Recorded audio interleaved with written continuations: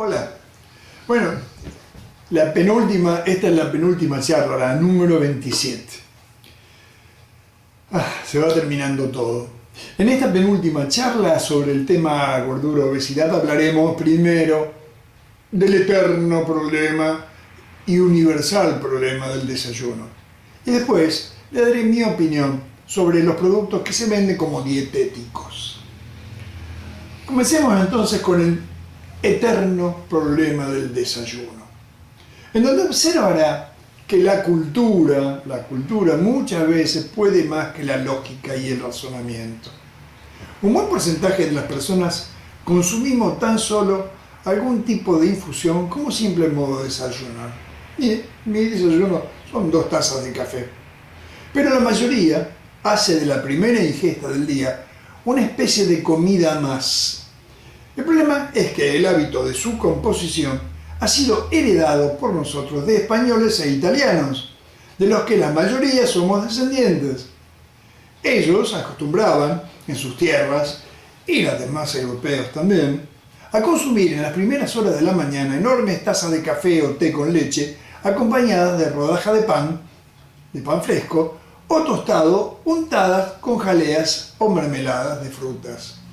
Sin saberlo, casi instintivamente, consumían glúcidos, hidratos de carbono de digestión rápida, que les servían para poner en marcha a todo su organismo los azúcares de cadena corta, los disacáridos, y otros de digestión lenta, los almidones, que son azúcares de cadena larga, que les proporcionaba energía para el resto de las actividades de la mañana. Con el correr de los años, el pan fue parcialmente reemplazado por galletitas que sirven de soporte a los dulces, o últimamente por facturas de panadería, por bollería, como se dice. Las medias lunas, las croissants francesas, son las más populares. Moraleja: el desayuno tradicional está compuesto fundamentalmente por hidratos de carbono. Los glúcidos, que son casi su único componente, son absorbidos como glucosa en nuestros intestinos, por lo que pasan a la sangre muy velozmente, especialmente los de cadena corta. Están formados, como les decía recién, por solo 2 moléculas, por lo que se los denomina disacáridos, como el azúcar de caña, el azúcar de la leche y el azúcar de la fruta. Eso hace que el nivel de glucemia, o sea, la glucosa que contiene nuestra sangre, ascienda rápidamente después de esa primera comida. Si una persona en ayunas quiere una cantidad, por ejemplo, de 0,80 gramos por litro de sangre, lo normal es tener usualmente entre 0,70 y 1,10 gramos litro, en esas condiciones, en poco más de 1 hora después de haber desayunado se eleva, digamos, a 1,20 gramos litro, por lo que el páncreas, que entre otras cosas analiza el nivel de glucosa en sangre segundo a segundo, segregará una cantidad de insulina suficiente como para que el exceso de 0,40 que se ha producido en tan breve lapso desaparezca de la sangre y se incorpore esa glucosa al metabolismo celular de todo nuestro cuerpo, de toda la economía. Mas ocurre que la cantidad de insulina que el páncreas segrega internamente, increta se dice en medicina, secretar es cuando es hacia afuera, incretar cuando es hacia adentro la increción. No es esa cantidad de insulina, decía, no es micrográmicamente exacta.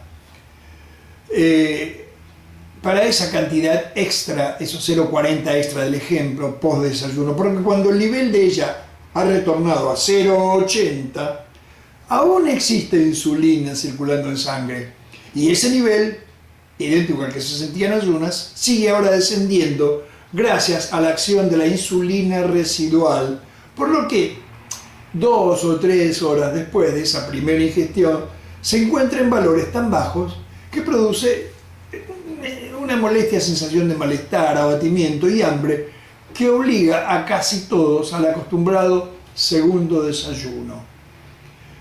¿Cómo suele denominarse? Es a eso de las 10 o 10:30 de la mañana, cuando todos los lugares de trabajo o en el hogar, la actividad se detiene durante unos 15 minutos para el famoso refrigerio de primera mañana. Refrigerio es palabra que, gracias a un complejo artilugio de derivaciones etimológicas, quiere decir reponer fuerzas. Eso quiere decir refrigerio. Refrigerio, al igual que el desayuno, también estará compuesto casi en su totalidad por hidratos de carbono. El ciclo se reinicia. Entonces, viene un aumento de la glucosa, salida de insulina, baja del azúcar, resto de insulina que baja aún más, produce otra vez el abatimiento. Pero como la segunda sensación de hambre se produce en horas del mediodía, pero como es habitual que todos tengamos hambre a esas horas, no nos llama la atención. Generalmente al mediodía también se consume una buena proporción de glúcidos, por lo que a partir de él se reinicia un ciclo semejante al primero de la mañana. El nivel de los descensos de glucosa sanguínea se produce esta vez más lentamente, ya que los carbohidratos que forman parte de los almuerzos son generalmente almidones, de acción más lenta, porque son azúcares más complejos de cadena más larga, como dijimos al principio. Ese es el motivo que hace necesaria la merienda recién 4 o 5 horas después de almorzar y que tiene la misma composición que el desayuno. Después de ella, otra vez la misma secuencia: hiperglucemia, hiperinsulinemia y luego la obligada hipoglucemia que se producirá alrededor de la hora de la cena, ya que entre la merienda y la cena hay menos tiempo que entre el refrigerio de media mañana y el almuerzo. Luego de la comida nocturna también se pone en marcha el obligado mecanismo, pero como uno está dormido no lo nota. Sí lo hacen muchos que por cualquier motivo se despiertan en horas de la madrugada. Van al baño a vaciar su vejiga, por ejemplo, pero antes de volver al dormitorio se sienten obligados a hacer una corta visita a la heladera. Casi no existe ninguna actividad humana que pueda utilizar la semejante cantidad de carbohidratos que la mayoría consume. En total, con el desayuno, a la media mañana, con el almuerzo, con la merienda y a la cena, sin contar lo que se picotea entre cualquiera de las 5 acostumbradas formas de alimentarnos. Por lo que, como ya hemos visto, el hígado transforma los excesos de grasa que se depositarán en el tejido adiposo, aumentando cada vez más su grosor, y en colesterol o triglicéridos, cosa que obliga a muchas personas a escuchar charlas como esta. Cuando mis pacientes comenzaban a cuidarse, eliminando azúcares y harinas en su ingesta cotidiana, se encontraban casi todos con el formidable conflicto de toda la mañana: el desayuno. La pregunta casi universal es entonces: ¿qué como con el desayuno?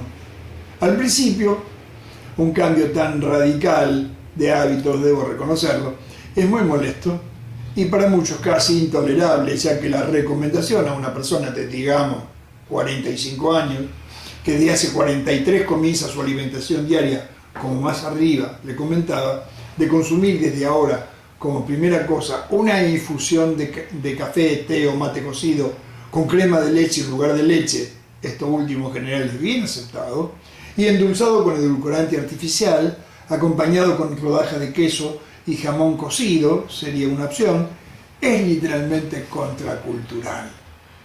Pero a medida que transcurren los días, notaban algo alentador. Todos lo notaban, dejaban de sentir hambre a mitad de la mañana. Es lógico, ya no se produce una hipersecreción de insulina, por lo que no bajarán más a esas horas los niveles de glucosa, que era lo que despertaba esa sensación tan desagradable, que a veces llegaban a hacerse muy molestas si el tipo de actividad que se desarrolla no permite todas las veces el consumo de aquel habitual refrigerio. Les ocurre a los cajeros de banco, por ejemplo, o a muchos de los que desarrollan su trabajo atendiendo al público o viajando de un punto a otro de su geografía. Nos ocurre a los médicos que también hacemos consultorio por las mañanas. Inclusive, llegada la hora del almuerzo o de la cena, notaban con asombro que la mayor parte de las veces que se sentían saciados con mucho menos que lo que necesitaban antes para lograrlo, los asombraba. Ahora como mucho menos, me comentaba todo, a los que le respondía, antes comía mucho más de lo que le era imprescindible, que no es lo mismo.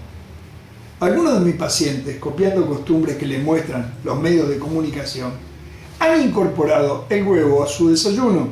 Generalmente lo consumen revuelto y acompañado con fetas de queso y jamón, en forma de omelette, con rodajas de manzana, edulcorado artificialmente y con un toque de esencia de vainilla, lo que les significaba la ventaja extra de poder soportar la ocasión de almuerzos muy tardíos. Todos los que tienen dificultad para almorzar a horas usuales me cuentan que ya no se sienten torturados por el hambre si alguna vez deben almorzar mucho después de las 13 o las 14 horas. Nota que viene el caso. No ha de haber, por lo menos en todo el occidente, ningún alimento que tenga tan mala prensa que el huevo. Ahora la cosa está cambiando un poco, la gente se va ayornando un poquito más, pero durante añares, durante muchísimo, hasta no hace mucho tiempo, el huevo era prácticamente un veneno. Como los químicos hace muchos años advirtieron que contiene una enorme cantidad de colesterol, alrededor de 180 miligramos por unidad, cosa que es mucho, desde que se comenzó a creer que es el hiperconsumo de colesterol el principal elemento formador de las tan temibles placas de aterosclerosis en las paredes internas de las arterias, prácticamente se lo pretendió excluir de la dieta humana. Si usted pone atención a los comunicadores científicos, advertirá que se hablaba casi peor de él que del cigarrillo del alcohol. Hasta hace algunos años, si se tomaba un buen número de revistas de interés general y se contaba qué cantidad de espacio se dedicaba a predicar en contra del huevo y cuánto denostando al tabaco y a las bebidas alcohólicas, verán que tengo razón.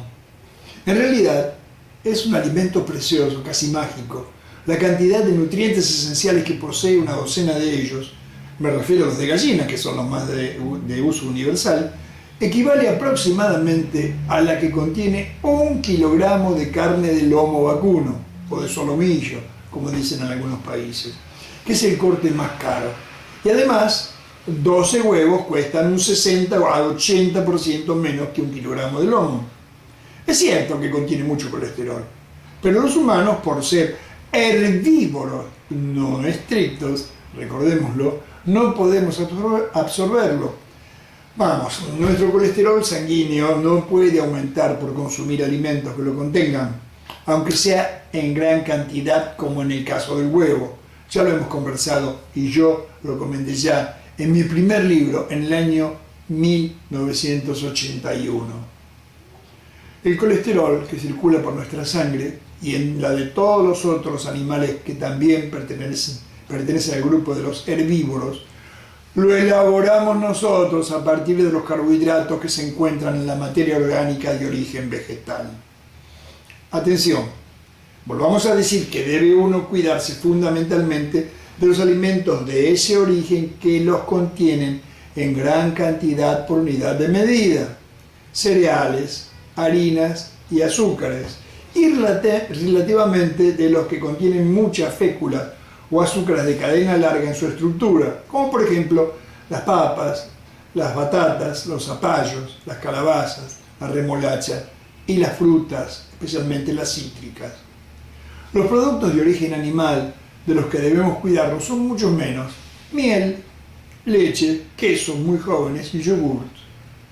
Nunca existió, que yo conozca, ningún estudio hecho en humanos que haya podido asegurar con indiscutible certeza que el consumir grandes cantidades de huevos o de cualquier otro alimento que contenga colesterol en abundancia hiciera elevar los niveles de colesterol de nuestra sangre. Es por eso que en el año 2003 la Organización Mundial de la Salud lo ha desincriminado. De hecho, a mis pacientes, a los que no se les prohíbe y los consumen con libertad, jamás el colesterol se les ha elevado, basándome siempre en análisis de laboratorios bioquímicos que usan reactivos de alta sensibilidad y confiabilidad. Muy por el contrario, al abandonar el uso abusivo de hidratos de carbono, las cifras les descienden, a veces de forma tal que a ellos y a mí nos cuesta creerlo. El error de esas aseveraciones proviene, ya lo hemos conversado, de utilizar como modelos de investigación a animales supuestamente omnívoros como nosotros, pero que en realidad son carnívoros no estrictos, como las ratas y los ratones. Recuerden, nosotros somos herbívoros no estrictos. Como geriatra, aquella mala publicidad que se le hacía a tan estupendo alimento me creaba problemas mayúsculos. Las personas muy añosas, a causa de una reducción en la absorción intestinal de proteínas, que es usual para su edad y que se va acentuando con el correr de los años, debe comer mayor cantidad de ellas que los jóvenes, salvo que alguna enfermedad en particular la desaconseje, cosa que gracias a Dios es poco frecuente.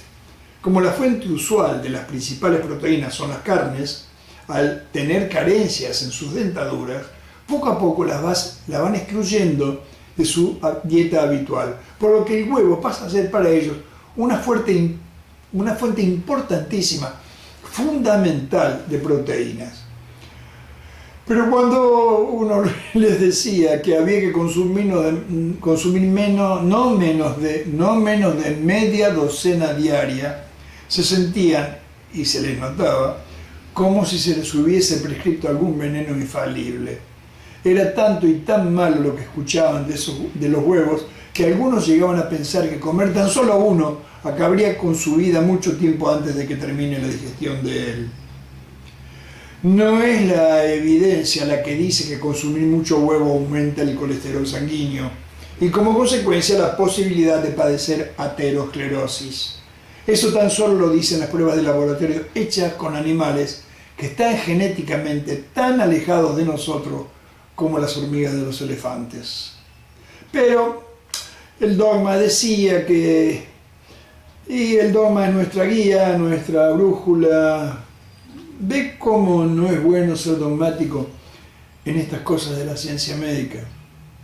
Ahora voy a darles mi opinión sobre los alimentos y bebidas rotulados como diet, light, bajas calorías o simplemente dietéticos, en donde se verá que los fabricantes de productos alimenticios no iban a perderse el estupendo negocio que les ha creado la teoría de las calorías. Desde que los consumidores tuvieron la necesidad de alimentos no engordantes, una miríada de empresas alrededor del mundo se impusieron la lucrativa tarea de elaborar alimentos y bebidas que ostentaran las denominaciones que figuran en el título de estos párrafos, de estas charlas. Sabían que el mercado era enorme y fundamentalmente muy lucrativo. Sabían que el mercado era un negocio enorme. Hemos calculado, una vez calculamos con un paciente que era abogado, y no creo que hubiésemos estado muy errados, que alrededor de la gordura, obesidad, se movían en el mundo, algo así como 250.000 millones de dólares al año. Y ese cálculo fue hecho en el año 2002, por lo que no están incluidas en él las cirugías. Obviamente, todos quieren recaudar algo de esa fabulosa fortuna. Las empresas de productos dietéticos no iban a quedar fuera de ese negocio estupendo, por supuesto. Desde hace décadas se expenden alimentos y bebidas bajas calorías con el objeto de que sean consumidas por aquellos que están en plan de adelgazamiento o de los que, espantados por su gordura, deciden no agravarla. Millones de toneladas de ellos se han consumido en base a las muy atractivas publicidades que las recomendaron. El de las leches y yogures y quesos descremados es un ejemplo muy contundente del que ya hemos conversado. Astutamente los publicistas muestran, por ejemplo, las esculturales cuerpos de señoritas que consumen su famoso yogur light. El metamensaje es: si usted los consume, podrá adquirir la figura de las agraciadas modelos adolescentes. Es por eso que la inmensa mayoría los adquiere. Pero otra vez, Iván, estamos hablando de una falacia. La evidencia me dice que tan solo existen cuatro tipos de productos comerciales que en realidad cumplen con el precepto de no engordar, ni entorpecen el proceso de adelgazamiento. Los edulcorantes artificiales, las gomas de mascar Diet, Light o Free, las gelatinas edulcoradas artificialmente y las gaseosas de empresas multinacionales con gusto a nuez de cola o a lima limón que se expenden como carentes de carbohidratos concentrados, generalmente con sufijos en idioma inglés, como ya le expliqué en la 15ª hipótesis. Todo lo demás no es cierto. Flanes, postres, gaseosas con sabores frutales, hasta fideos, pizzas y panes dulces he visto expenderse con la denominación que acredita sus condiciones de no engordantes. Dietético, dicen sus marcas, sus marquillas. Me he indignado con esa actitud de sus fabricantes, pero ¿qué puede uno hacer?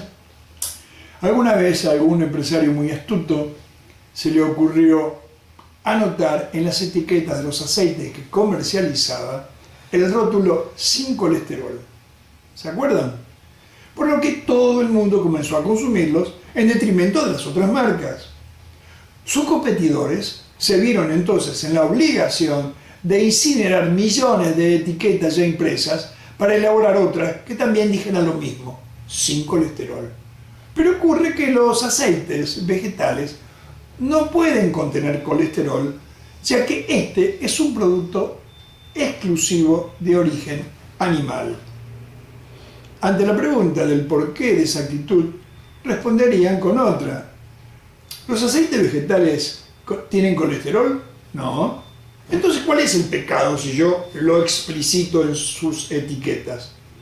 Naturalmente no hay pecado. Decir, por ejemplo, que una marca de agua mineral no contiene glucosa, es cierto, pero hace pensar a los que han de consumirla que las otras sí pudiesen llegar a tenerla, por lo que habrán de beber preferentemente aquella que declare su ausencia. Pero eso no es ético, no es ilegal, pero es desleal. Viejo y remanido el tema este del marketing. Los alimentos y bebidas de bajas calorías no son en su inmensa mayoría ni adelgazantes ni antiengordantes. Son tan solo un artilugio para que usted los adquiera. Estos comentarios pudieran traerme problemas, comentaron mi esposa y mis hijos cuando hace muchos años leyeron los borradores, pero los convencí de lo que yo pretendo. Otra de mis utopías es que haya empresas que comiencen a elaborar elementos comestibles o bebibles sin carbohidratos absorbibles por los seres humanos. Y que esto sea cierto, sería un fabuloso negocio. Y tengo la intuición que dentro de no mucho tiempo veremos etiquetas con esa aclaración. Sería fantástico. Debe tenerse una especial precaución con los productos de panificación que se rotulan de salvado o de gluten. El gluten es la proteína que contiene el trigo, la avena, la cebada y el centeno y que tienen prohibida los celíacos. Esos productos no son de, sino con. No se puede panificar ni el salvado ni el gluten si no se les incorpora almidón. En realidad, nada se puede panificar sin almidón. Luego, todo lo panificado lo contiene. Y también, muchísimo cuidado con los alimentos en cuyo rótulo dice sin azúcar. Para los que hacemos ciencia biológica, médicos, veterinarios, bioquímicos, farmacéuticos, ya lo hemos conversado varias veces, aunque nunca sea suficiente la palabra, aunque nunca sea suficiente volverlo a comentar, la palabra azúcar es sinónimo de hidrato de carbono, como glúcido o como carbohidrato. Para el resto de la gente es el producto de la caña dulce o de la remolacha. Entonces, astutamente, los fabricantes de caramelos o pastillas y muchas bebidas a las que se denomina dietéticas anotan en sus marquillas y etiquetas sin azúcar, Y es cierto, no contienen sacarosa, que es el nombre del azúcar que se usa comúnmente en todas las casas del mundo, pero sí otro tipo de glúcidos, azúcares, que en el intestino se absorben como glucosa, tal cual como el mismísimo azúcar de caña. Ya estamos terminando esta etapa de 28 charlas, queda una última sobre este tema, pero le aseguro que la dejé a propósito para el final. Es importantísima. Son mis hipótesis sobre la alimentación de las embarazadas. Vamos a repetirlo. Vamos a hablar en la última charla, dentro de 3 o 4 días, de algo muy importante. Mis hipótesis sobre la alimentación de las embarazadas. Y como siempre, si les gustó, denle un like y por favor suscríbase, déjenme sus comentarios aquí debajo, o sus preguntas, sus dudas. Nos vemos en la próxima. Chao. Hasta la última charla sobre obesidad.